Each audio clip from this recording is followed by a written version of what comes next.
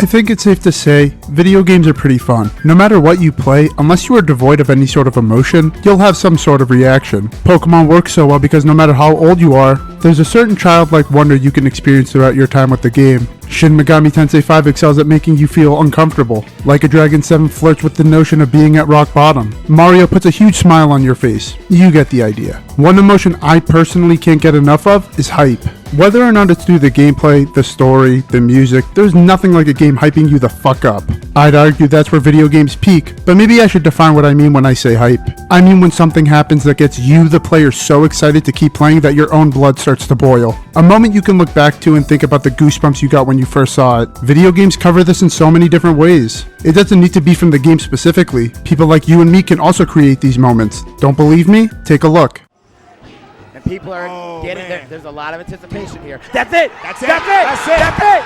And Mango! Above everything else, however, no genre captures hype better than fighting games in my opinion. And I mean it's pretty obvious as to why. The gameplay is fast-paced, wide rosters of characters, and plenty of opportunities to do something so cool to leave everyone going,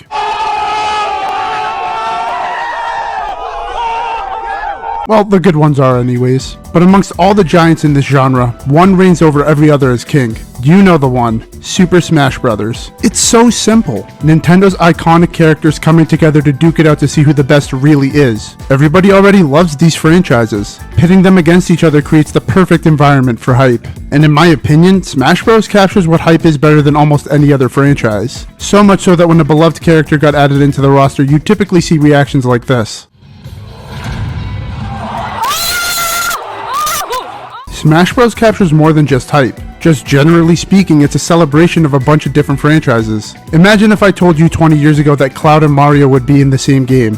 You'd think I was crazy, but in Smash Bros. It just feels right. It's because of this that Smash stands above the rest. People have certainly tried to dethrone the king, but every attempt has been met with, yeah, this is pretty good, but it ain't Smash. Personally, I haven't really dived into these too much. Why would I when I can play Smash with my friends? Multiverses is pretty cool. I think it's hilarious I can play as LeBron James, but it's just missing that secret sauce that makes it special. It's fun, just not fun enough to play over Smash. After Super Smash Bros. Ultimate released in 2018, it seemed like nobody could stand toe-to-toe with Nintendo in the crossover gaming space. Is it that surprising? Nintendo already holds so much real estate both in the industry and in our minds as players. Bringing all these characters together for a fighting game is just a recipe for success. But there was one game that dared to challenge Nintendo. It's remembered as one of the most ambitious crossovers ever, introducing some of the wackiest ideas you could ever imagine. It combines the fighting game genre with a medium that's had quite the renaissance recently. A game I've teased on the channel before. This is the game that went up to Nintendo with high expectations, only to inevitably flop.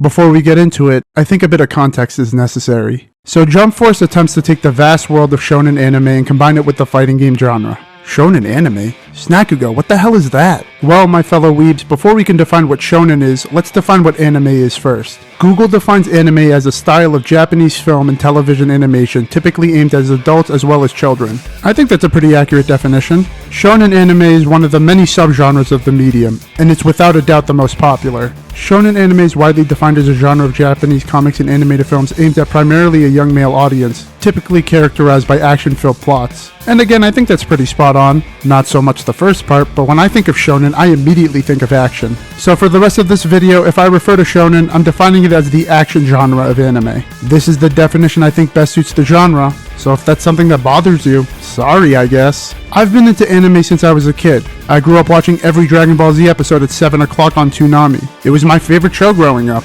As I got older, I stopped watching anime, just because I found myself watching TV less and less. It wasn't until 2018 where I just had an itch to go back and watch Dragon Ball, and with Super the shiny new thing out, I dived in. When I told a buddy of mine I got back into anime, he recommended a few shows to me. And well, let's just say Pandora's box was opened. Yeah, I got hooked almost instantly. I became obsessed. Shonen is what brought me back into anime, and since then I've only dived deeper into the medium. I've seen so many different animes now. I've seen shows that stand amongst the best programming to ever be televised, some so bad that I questioned why I kept going, and some that made me laugh to the point of tears. I'm so grateful for science, for Suika, and for Senju! But if you want to get hyped, you're going to be watching shonen anime. It's the de facto genre to go to when you want to see characters push past their limits to overcome their foes. It's the most surface level and has the easiest barrier to entry of anime, and I mean that in a good way. People like seeing cool transformations with pretty colors. It's very appealing. But buried deep beneath all that, shonen anime in my opinion is the most relatable to those of us watching. Maybe it's just me, but I always wanted to be a Super Saiyan as a kid. It's like the transformation we all refer to. There's just something about seeing someone lose themselves as they try to reach a higher power that's just so exciting. Sure, it can be loud and obnoxious at times, but you can't help but keep watching. Holy shit, the characters are charging each other. I wonder what's gonna happen next.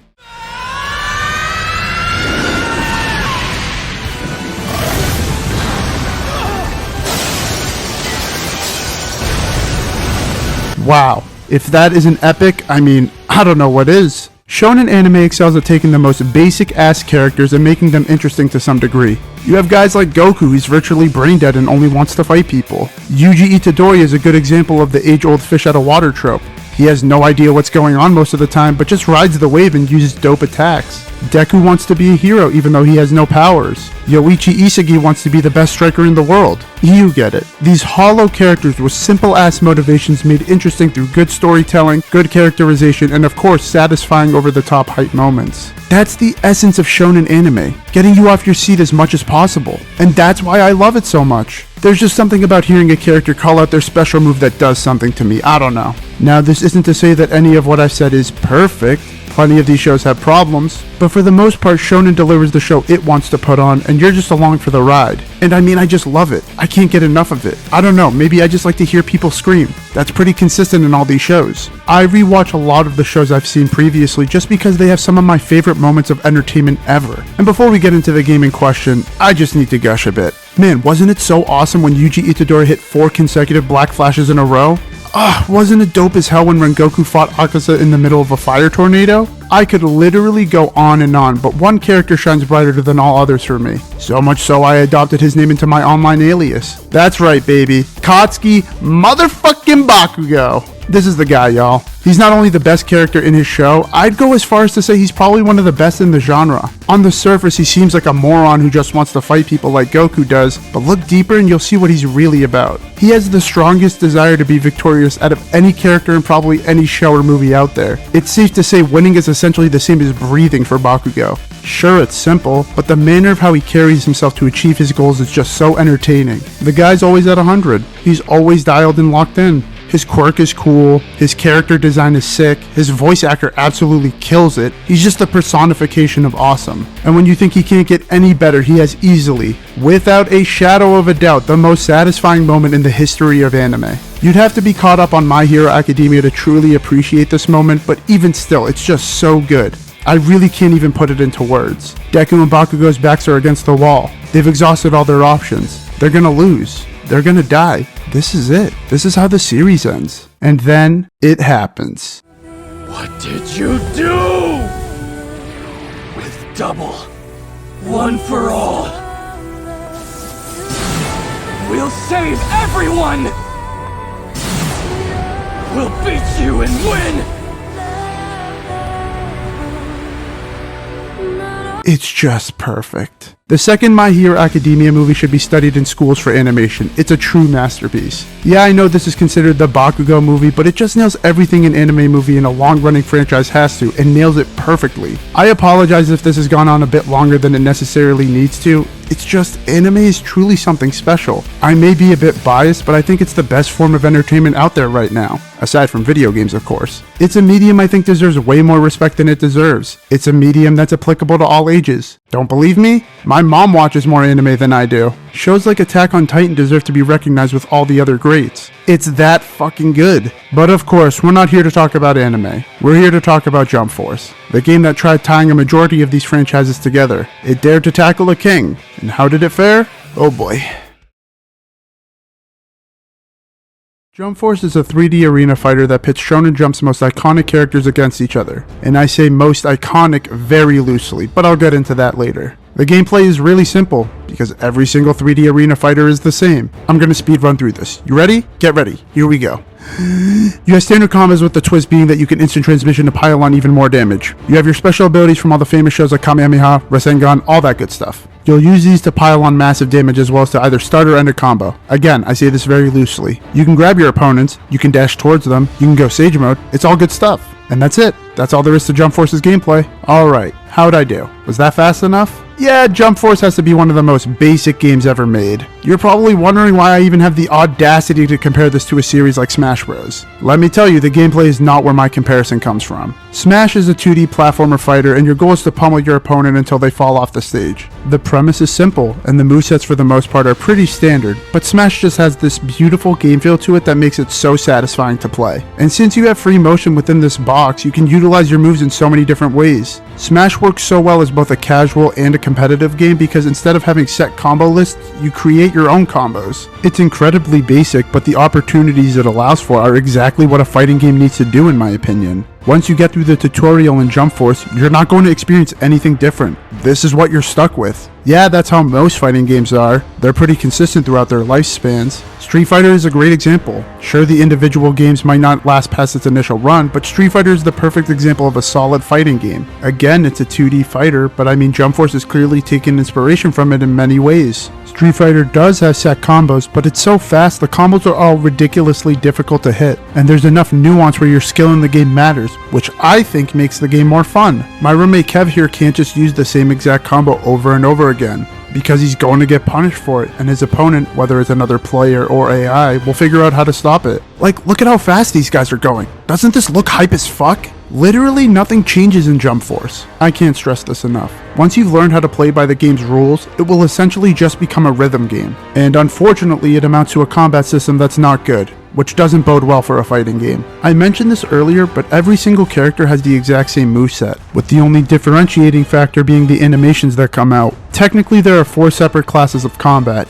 the fighter class inspired by DragonBall, the ninja class inspired by Naruto, the pirate class inspired by OnePiece, and the sword style inspired by Bleach, I'm guessing? I don't know. I don't care that much. And like I mentioned, besides the animations that come out, the classes are all the same. Nothing but the animations distinguish the classes from one another. Every single character will throw out a few punches or slashes out, smash their enemy far away, teleport behind them, and then hit them again. It sure looks cool, but after about the 10th time I executed this combo, it got old, and seeing as I don't have many alternatives to turn to, I got bored really quick. I was able to craft a few of my own combos, but that was also limited. I figured out like 1 or 2 things that worked, and they were more effective, but they also eventually bored me. For the amount of fighting you'll be doing just through Jump Force's single player content, it's actually hilarious how quickly this gets boring. And it's not like the structure of the combat is any good. I don't even really know how to explain this next part, but in any given fight you can have up to 3 fighters. Sometimes it'll be 2v2, or 1v1, or 3v1, or 2v3.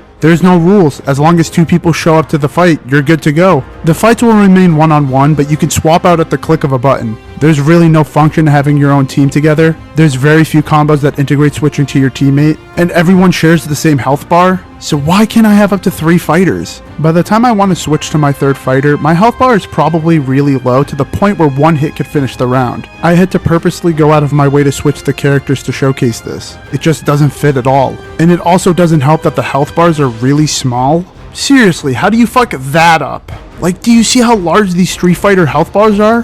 What gives? So the combat isn't anything great. The format is pretty whack. I'm starting to see why this game flopped so hard. It's a shame because honestly, this game looks pretty solid. There's just so much happening when you're in the thick of it, and it really just feels like a spectacle. This isn't my first time playing through this game. I remember thinking this game was ugly the first time I went through it, but honestly, it looks sick. I was kind of blown away when I noticed just how many particle effects there are. I mean, look at it. It's just a shame that the rest of the presentation is butt-ass garbage. First off, the models. Wow. Adapting 2D art and trying to craft them into 3D is a pretty monumental task. A huge reason these characters are so beloved is because the artists behind the manga captured that special something to make their ideas stand out. Why is Goku turning Super Saiyan for the first time such a big deal? Because he looks like a fucking badass when he does it. I think it's not a stretch to say that the development team kind of missed the point. Not all of them are poor, but for the most part, I wouldn't say any of these are worth writing home about. Honestly, the fan-made mods look better to me. Just throwing that out there. And while things for the most part sound good, the music in this game is just so uninspired. You have so many different soundtracks to inspire you, and you go with this generic ass Avengers score?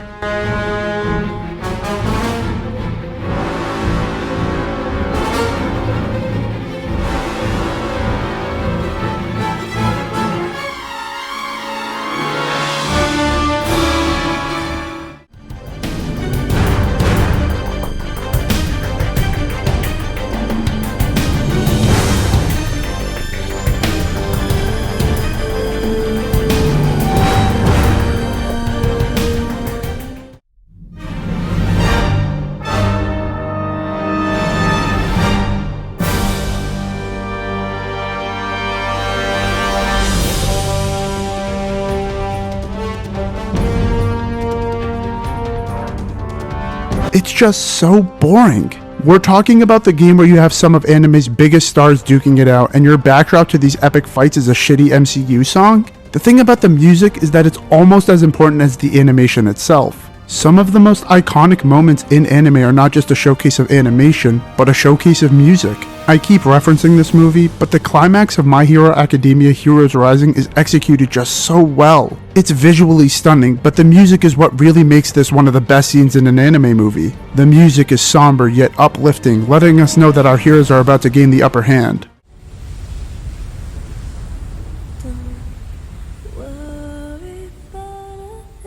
When the final round begins, the music ramps up, culminating in a moment that's so satisfying it nearly brings a tear to my eye. You'll never defeat me!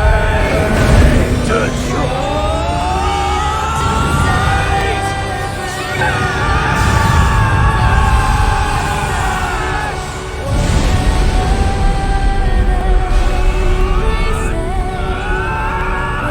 It's just so good. How you mess up the music in the anime crossover game of the century is beyond me. Just do the Smash things where you take the music from the franchises represented, or remix them. I don't know, just literally anything else. And finally, the most controversial issue I have with the presentation, above everything else, I can't accept this game being subbed only. I've referenced in the past that a lot of the anime I've watched happen to be dubbed in English, but recently I've actually preferred watching the original Japanese audio. That's mainly because the dubbed episodes are always behind on the release date, and My Hero Academia is starting to get really good again, and I didn't want to wait, so if I don't mind watching subbed anime, what's the big problem? Honestly, I could just say it's due to a lack of options and you'd probably believe me, but this is something that really just irks me. I grew up watching most of my anime on Toonami, where all the shows were broadcast in English years after the fact. When I got back into anime, I had to ease my way in, so I waited for the dubbed versions of the shows I was interested in to release. And maybe it's just a me thing, but I fell in love with these characters mainly because of the actors that portrayed them, and I'm not alone in that.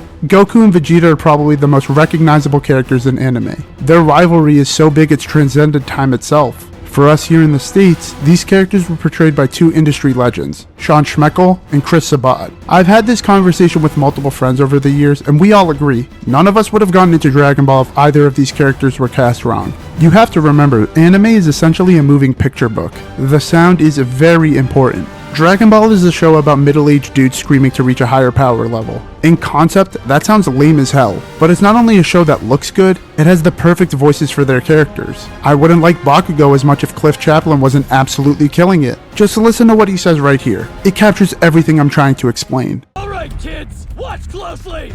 Here's what it takes to become the #1 hero! This is real strength! Everything I need to know about Katsuki Bakugo is captured perfectly. Not just what he says, but the way he says it. All he wants to do is win. He wants to become #1. And his voice sounds almost maniacal, yet still composed. So many different emotions expressed in just 17 words. Unreal. That's the problem. For people like me, a huge reason we like anime is ripped away almost entirely. Almost. I own this game on PC, and you know what that means. Yeah, I couldn't help myself. I was able to find English dub mods for almost all the characters, and it just feels so right.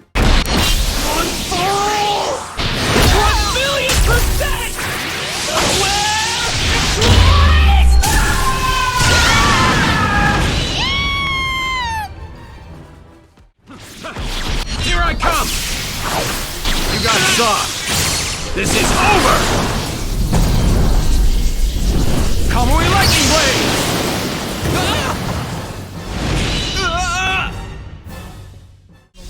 Stop it, man. Consciousness all on me. God. Whirlwind! To finish this. Die! Now! Transcend Mausoleum! All bark and no bite, loser! This is your day! You better prepare yourself, or die!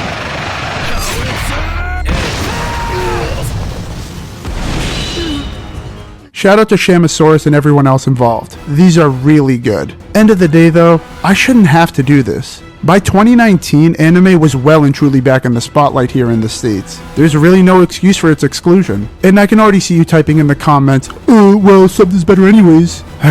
That's not the point. Sure, maybe this is just a me problem, but with the amount of languages that are dubbed in anime nowadays, you see the issue a bit more. Yeah, it would take an unbelievable amount of work to do, but for what Jump Force wanted to be, I think it's necessary. I in no way mean to insult any of the fine Japanese voice actors that brought these characters to life, because to some, even myself to a degree, these voice actors are the characters we've grown to love. And in this game, they are certainly trying to make things work as best they can with as little as they get, so please don't take my bitching and moaning as me insulting the people behind the mic. そうだってばよ。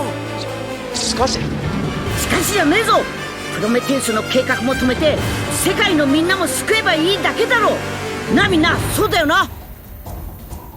I'm just a little selfish and was hoping I could get what I want. It may not be the best version out there, but some of these characters only sound right to me based on how I watch the anime, and that's just not present. This is a problem that's littered across a bunch of different games like this, so I'm sure in the future we'll talk about this again. So Jump Force, at its core, really isn't great. It's not a good showcase for how awesome this genre is and the characters within it. So why the hell would I ever compare this to Super Smash Bros? Looking at these two at the same time, and one clearly outshines the other. One clearly has a lot more time and care put into what really matters. Yeah, Jump Force looks dope in 4K. I think the super attacks are pretty spot on. And with the English dub mod, I see a glimpse of what the developers tried to capture. Besides that, Jump Force feels hollow. There's just nothing to latch onto. And I think there's no better example of that than this game's story, because yeah, it has one. It's not quite like Subspace from Brawl, but it serves the same purpose. Something I'm just now noticing is that I've really been harping on the missed potential regarding Jump Force, because to me, a game like this can only work when all the pieces come together, but the story really just highlights everything wrong with Jump Force.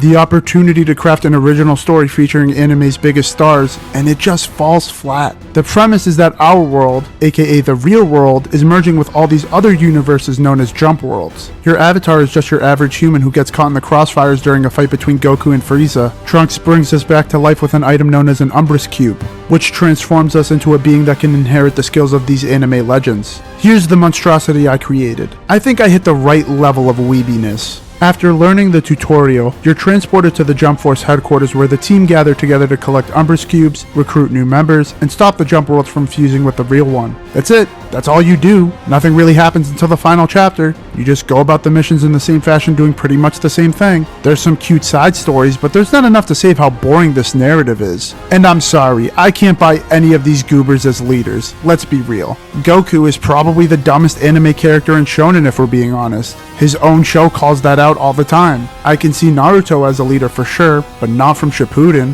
Boruto is in this game. You could have just used the model from there. I know it's not the iconic Naruto design, most of the people hate it, but narratively, to me anyways, it would have worked much better. And I've never watched One Piece, I probably never will, so couldn't really tell you about old Luffy over here. I'll leave that to you fine folks. Yes, they are the main characters in what Jump Force considers the big three, but these are three of the most basic, goofy-ass characters in the game. You'd have to do an incredible job at selling Goku as some sort of tactician, but the game doesn't. And since the ensemble gets pretty big, none of the characters go past their surface level tropes. Deku wants to be a hero, but he's insecure because of all the other amazing members of Jump Force. Kakashi just naturally teaches people because you know, he was Team 7's leader. Sanji is super horny. I don't know if he's like that in One Piece. I don't care. Bakugo screams and wants to fight. You know what I mean. Having everyone here could provide so many cool moments of fan service. One of my favorite side stories sees Deku and Bakugo take on Goku and Vegeta. It's pretty crazy to see all these characters in the same room. Goku and Vegeta are pioneers in shonen anime. These two set the standard going forward. Deku and Bakugo are characters that probably wouldn't exist if Goku and Vegeta didn't pave the way. This is what I wanted. This parallel I can clearly see. Why weren't more missions like this? Eventually you'll reach the final chapter where you'll learn that the guy who was giving you all the missions is actually the big bad. Yeah, Jump Force introduces 3 bad guy characters. Galena, who's wearing so little clothing she's probably cold all the time. Put a jacket on or something. Jeez. Cain, who's whatever. And Prometheus, who's yeah, none of these guys really do anything for me. Basically, both the Jump Force and the bad guys want to take the Umbrus cubes. Jump Force just kind of wants to hide them away, while the Suicide Squad here wants to use the power of the cubes to rule the world. Like the rest of the game, it's the simplest of plots. And the reason Prometheus betrays Cain and Galena is because only one can rule the world. This is utter bullshit! Only one person is able to go toe-to-toe with Prometheus. It's not Goku, it's not Naruto, it's not Luffy, it's this guy? You know, I purposely made my guy look tired on purpose because it really just captures all my feelings about Jump Force. I'm just tired of this game. I've had to suffer through so much. And this is the finale to the crossover game a lot of us have been asking for is? The game being bad is one thing. Developing a project of this scale takes an unimaginable amount of work. But there's no excuse for this story. You're telling me you get some of the most legendary characters in media together and you can't find something interesting for them to do? You bring together all these iconic villains and they don't do anything? All you gotta do is put these characters together and let them do what they do best. It practically writes itself. And I have to ask, why the fuck is Light Yagami here? Yeah, I failed to mention him until now because he's the most out of place character. Like, sure, the story isn't very good, but at least everyone who is involved is focused on the real mission. Light is off just doing his own thing, like it's an episode from Death Note, and it doesn't lead anywhere. His story is just figuring out how he can find the Death Note, and he wants to use the Umbrus Cube to find it. Why are you here? Leave. No one likes you. Even the devs don't know why they're here. Ryuk doesn't have any voiced audio. It's pretty funny.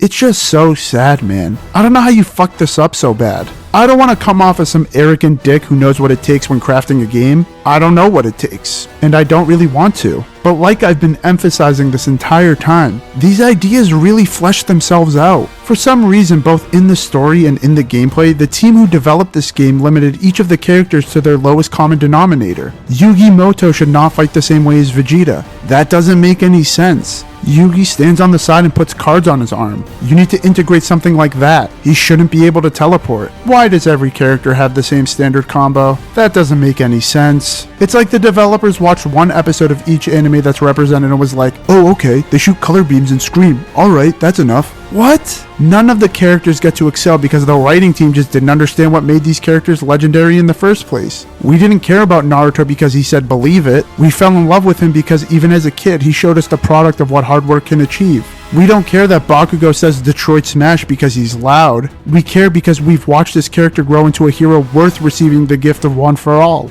None of that is present here, which leaves me wondering what the point of this all was. Why tarnish these characters' legacy? Just so you can make a feeble attempt to take down Smash Bros? Well, you fucked up. So much so that the game was taken down on all digital storefronts. And this holds much bigger implications than you first realize. Jump Force is a game that was released entirely with multiplayer as its focus. So much so that your progress was saved directly in tandem with BandaiNamco servers. What this means is once you finish the story, you can't go back unless you delete the save data on your hard drive. So if you wanted to experience the story with a different character, you can't unless you delete your save data. I don't know why you'd want to go back. Maybe that's why the devs made this decision. But yeah, that's pretty whack. Jump Force was a game designed with the idea of capturing players through the crazy combinations of characters you can think of. Obviously the appeal did not last very long, so what else can you do to draw in players? Post-launch DLC of characters that probably should have been in the game to begin with? Alright. Bisky from Hunter x Hunter? Okay, sure. Yoroichi Shihuin? Alright. Grimjow Jaegerjox? The fuck is that?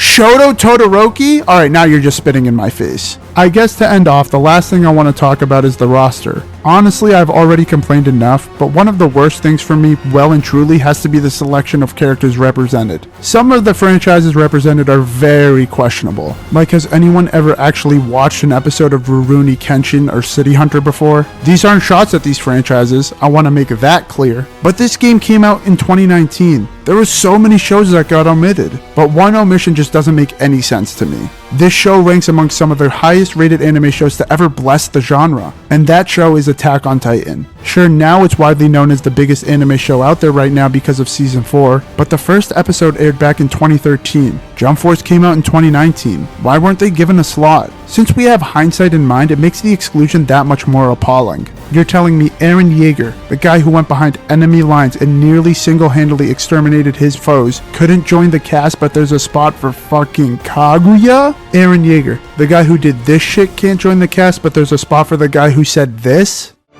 I'll take a potato chip and eat it.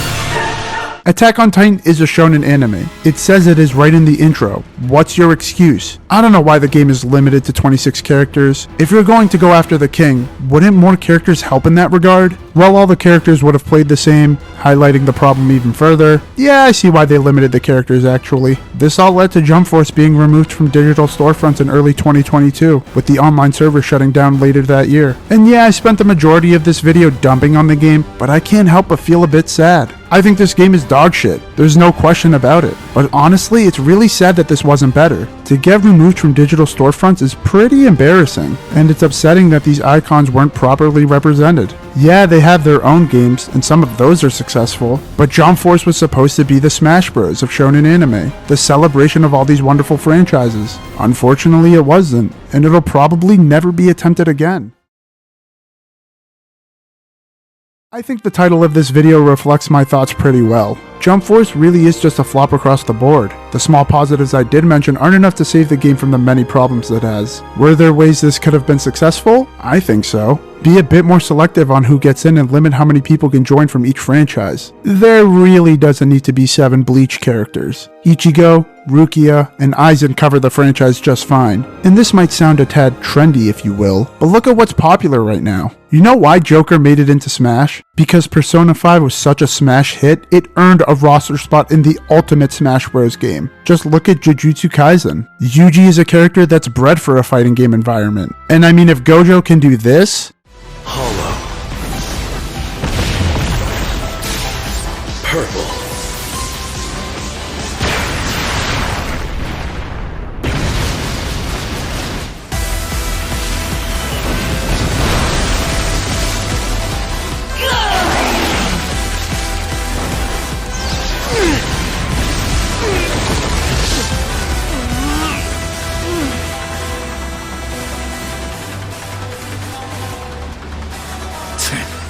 I'd love to see what he can do in a fighting game environment. Or Demon Slayer. I think Tanjiro is probably one of the most likable protagonists in shonen, to be honest. He has an appealing character design. Zach Aguilar is a really good voice actor. I mean, he just fits. It would have been great to see him go toe-to-toe with some of the other swordsmen. And if not Tanjiro, you could consider adding one of the greatest case studies of character developments with Kyojuro Rengoku. This guy shows up for one movie and manages to have more character development than most of the characters represented in Jump Force. He's cool, has arguably the hypest fight in the series so far, and has a satisfying conclusion with his arc that at the very least justifies a spot on the roster. Honestly, I can go on all day. This could have been one of the coolest games ever made. The potential was there. I remember seeing the trailer for the first time and being captivated. It was thrilling. Whoa, my favorite characters all coming together to fight and decide who the best is? That sounds awesome! However, the final product, as we know, was shockingly poor. I hope there's someone brave enough to give this idea another shot because these characters do deserve their celebratory title. It's pretty wild that now anime kinda goes hand in hand with your average live action media. Attack on Titan might arguably be the biggest show in the world. Every new movie breaks the box office record for an animated film. The industry is thriving right now. It's a shame there isn't a formula to capitalize on all the attention anime is getting right now. I watched a bunch of my favorite moments from anime to prep for this video, and every time I fall in love with that individual moment that much more. Eren Yeager mindfucking fucking Zeke turning from protagonist to antagonist, Deku and Bakugo's fight with Nine to prove that they are worthy of holding the title hero,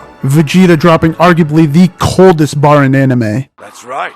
You had no idea, did you? I've been a Super Saiyan for years, and now I too have the power of a god.